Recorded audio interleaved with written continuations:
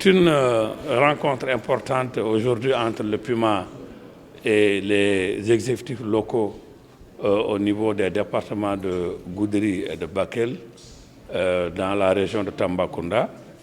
La région de Tambacounda qui figure en bonne place dans la map du PUMA.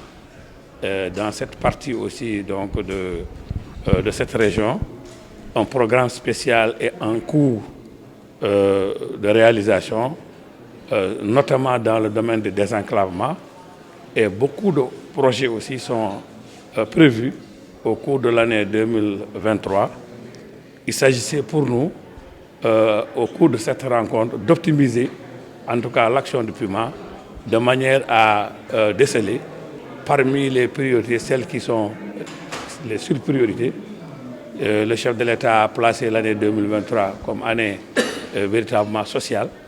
Et il faudrait quand même, avec ses maires, regarder ce qu'il fallait le mieux faire pour quand même réussir, en tout cas, notre programme. C'est-à-dire que c'est une région aussi, par rapport en tout cas à l'objectif du PUMA, qu'il s'agit donc de résoudre les gaps infrastructurels, les gaps dans tous les domaines qui sont constatés au niveau des zones frontalières.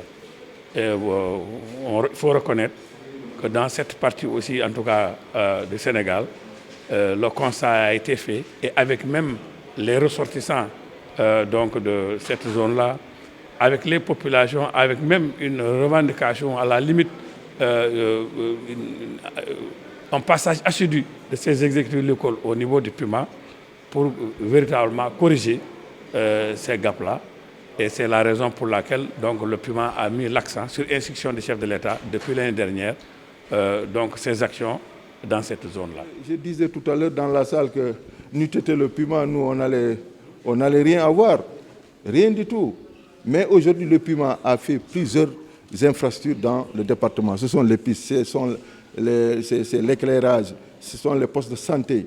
C'est également récemment à Bakel ils ont construit la caserne des sapeurs-pompiers qui a coûté beaucoup d'argent et qui permet aujourd'hui d'aider vraiment les populations à la sécurité, à amener la sûreté. C'est la même chose dans le Kenyaba. Ils ont construit un grand poste qui effectivement qui fait face avec de l'autre côté donc de la Falémé avec notre voisin le Mali.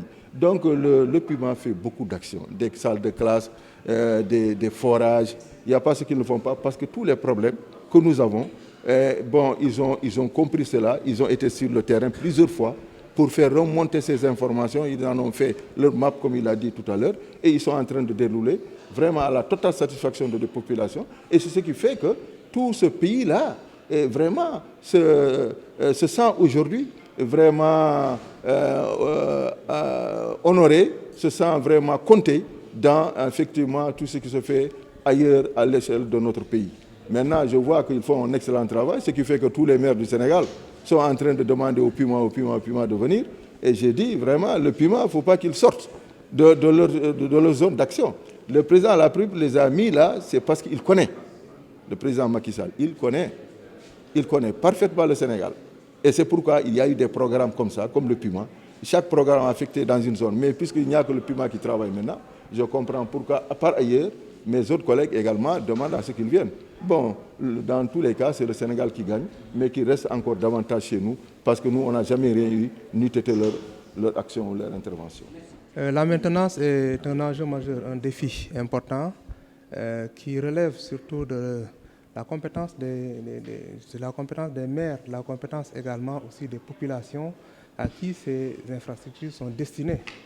Et donc, dans cette zone extrêmement vulnérable et importante du Boundou et Gadiaga, ce n'est pas la première fois qu'on commence ces infrastructures-là. Il y a eu une première phase de ce programme qui a permis de réaliser des infrastructures dans tous les secteurs. Et donc nous voulons insister sur ça pour que la maintenance puisse se faire et aussi pour la phase qui commence maintenant, qui résulte d'une instruction du chef de l'État pour les années à venir sur tous les secteurs, le secteur de la santé, le maire l'a dit tout à l'heure, le secteur de l'hydraulique, de l'énergie, du désenclavement, que toutes ces infrastructures qui seront réalisées soient appropriées, entretenues et par les populations elles-mêmes. Je pense que c'est un enjeu important.